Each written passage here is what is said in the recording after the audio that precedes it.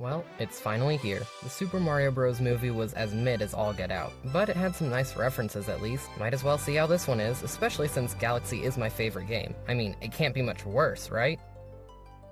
It's beautiful.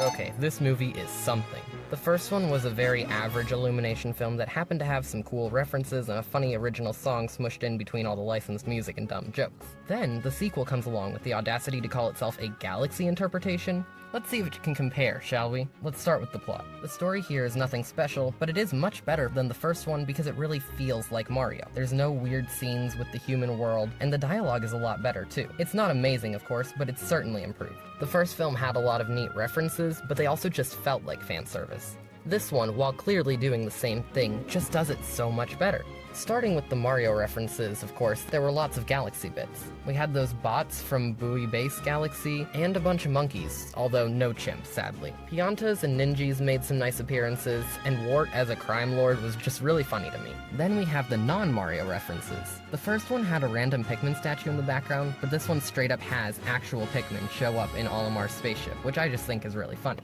The other thing to note is that Fox McCloud is here, and I'm not just talking about a cameo. Nintendo leaked this themselves through a poster, which is kinda weird if you ask me, but that didn't even start to show how much of a role he would have. He wasn't a lead, but he was definitely a supporting character, and he had a lot more screen time than I expected. Plus, he had easily the best scene in the movie, giving his backstory, which, despite being kind of haphazard, was still crazy awesome. I also really loved that at the end we got to see Dry Bowser. Unfortunately, his design was not great, but the action was just so strong, especially compared to the first one. Really, that's the big takeaway. This is the same thing as the original, but a step up. Honestly, I can't wait for the Super Luigi movie in 2029 or whenever that happens to come out.